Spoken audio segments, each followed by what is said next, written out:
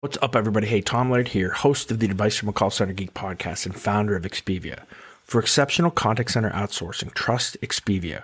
We're fully AI-driven, as all of you know, and can handle voice, email, chat, and all of your digital channels.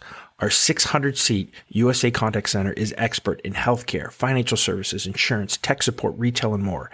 Experts on the NICE CX1 platform, we ensure seamless customer experiences. DM me or visit expediausa.com for more. This is Advice from a Call Center Geek, a weekly podcast with a focus on all things call center. We'll cover it all from call center operations, hiring, culture, technology, and education. We're here to give you actionable items to improve the quality of yours and your customers' experience. This is an evolving industry with creative minds and ambitious people like this guy. Not only is his passion call center operations, but he's our host. He's the CEO of Expedia Interaction Marketing Group and the call center geek himself, Tom Laird. Welcome back, everybody, to another episode of Advice from a Call Center Geek, the call center and contact center podcast. So we try to give you some actionable items that you can take back in your contact center, improve the overall quality, improve your agent experience, and hopefully improve the customer experience as well. What is going on, everybody? It's been a while. I got to get back. We will start getting back to the once a week podcast. It's just been a little crazy with, I think, everything that's been going on, and sometimes working from home, sometimes working from the office.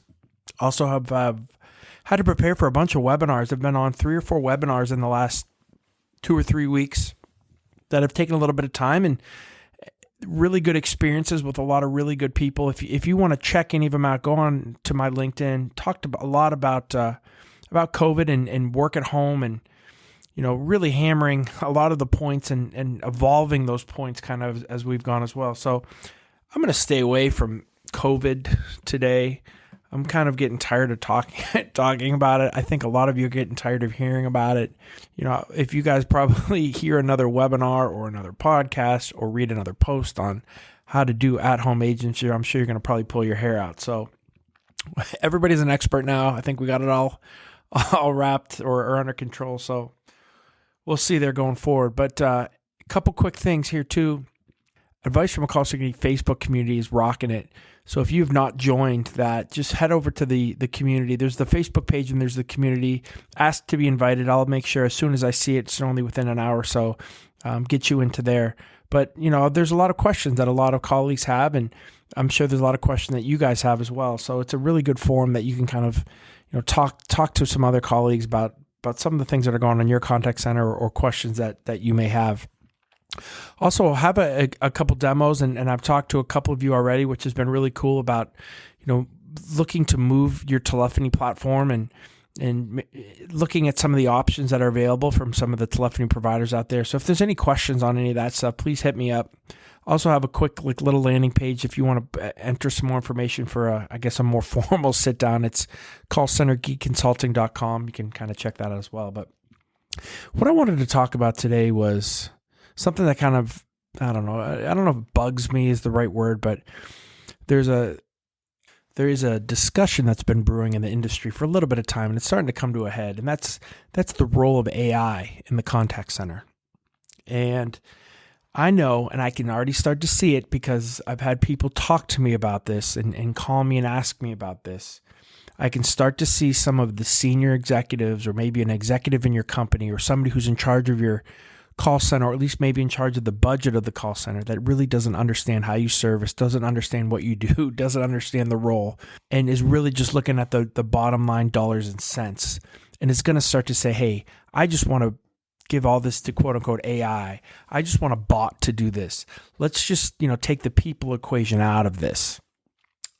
I'm seeing it, right? And what's not helping is there's a lot of advertising, a lot of posts on LinkedIn, a lot of people that are saying a lot of things about their product that are not even remotely true. So I want to talk about AI in the sense of, I am not naive, right? I am a technology person. I do not believe that the call center will be the same as it is now 5 years from now. I think it is evolving rapidly towards down the technology piece or down the technology road. What we're doing today may not even be remotely close to what we're doing in 5 to 10 years. And if it is, probably shame on the industry because the technology is going to be there to do some other things. But I want to talk about today. I want to talk about you coming out of COVID-19 or looking next year at what should I do from a technology standpoint. And some of the things that these providers are saying just really are not that true. So that senior executive who doesn't really understand the call center and has seen a couple clips on YouTube of a Google bot doing a full phone call to a hair salon and scheduling an appointment, right? That's what they think is going on right now in the industry, and it's not, guys. We're not even remotely close to being there. I have taken demo after demo of people who have been saying, "Hey, I have this conversational AI bot," right? Not even close to that, right? Really cool, still really cool. Listen, I'm not an anti-bot guy. I'm not an anti-AI guy. I just think the place for them is a little different.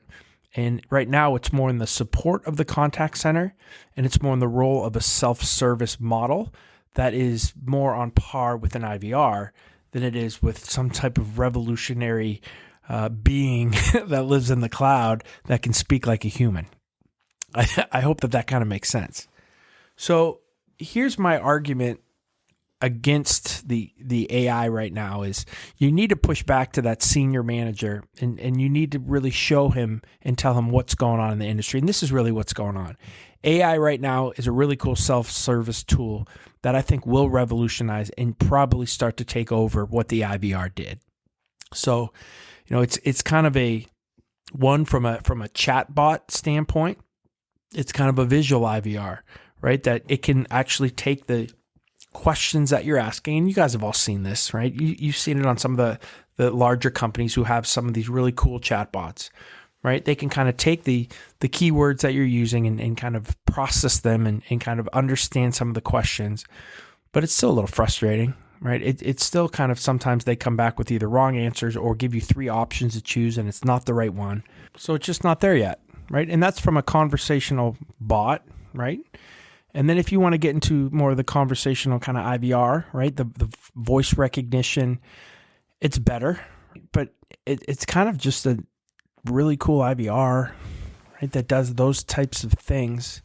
It's nothing that is going to come into your call center, have an in-depth engagement with a customer, ask them how their kids are doing, answer or have a ton of different questions that they can then process and then do a cross-sell, upsell while the customer thanks them at the end.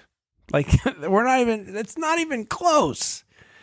So let me tell you another kind of piece of where I see this. So that's from the kind of the self-service model, right? So there's chatbots that are really cool, right? And I'm not saying not to use them. Like we're using them here. They're cool, right? There's conversational IVRs and getting into that piece of it too from not texting but using voice. Really cool stuff. But again, it's just, in my opinion, it's an enhancement. It's a huge enhancement, but it's a large enhancement on what the IVR does, right? And I think it's a better experience than the IVR. It's not an IVR, but I think you get my point. It's basically it's an extension of that. It's off the tree branch of that. Where I see AI making the largest difference is in the analytics perspective. Real-time transcriptions that are happening and going to be happening, that Google's doing it now, and they'll really start to come into play. I would have said this year, but maybe with everything going on, it looks like that's delayed a little bit, so probably into next year. But basically, how that would work is you're going to be on a call with a customer. The AI piece of this is doing a real-time transcription of the words that you're saying and a real-time transcription of the words that the customer is saying, right? And as this is happening, analytics from an AI standpoint is looking at all the keywords and making judgments on what the customer is saying so that it's like having a little buddy with you while you're taking a call. Let's say, for example, that you are a internet provider and you have a customer that calls in and they cannot connect to the internet. So what's going to happen is the transcription is going to go on. There's going to be sentiment scoring that the AI is going to see as well. So there's going to be frustration and probably a negative sentiment coming in from the customer. it's going to start to say cannot connect to my internet. The transcription is going to see that, and automatically it'll, hypothetically pop the troubleshooting checklist right to the associate so that they can start to go down the list to check it. As the customer starts to give keywords or start to say, hey, I've done that, or hey, let me try that, or hey, that didn't work. It can kind of take them down the tree of where to go next. So instead of maybe the associate looking and clicking and doing some things, the AI or the transcription and that piece of the technology is going to assist and be like a supervisor, super supervisor, right? That's going to take them and walk them down the road and kind of help them through that. It might at the end prompt the associate to cross-sell or upsell based on some criteria that the customer set on the call. So really cool stuff, right? Really helpful. I think will improve the customer experience by leaps and bounds, and also your handle time, making things more efficient, getting right to the point of what the customer wants, because the analytics is actively listening. We all know that, if you worked in any call center, having your associates actively listen for what's going on, that's something that you're training and going through, and those are QA points that you're always trying to hit. So with that little AI buddy, right, supervisor, they're going to be able to knock more of those out of the park than they're going to be struggling from a QA standpoint.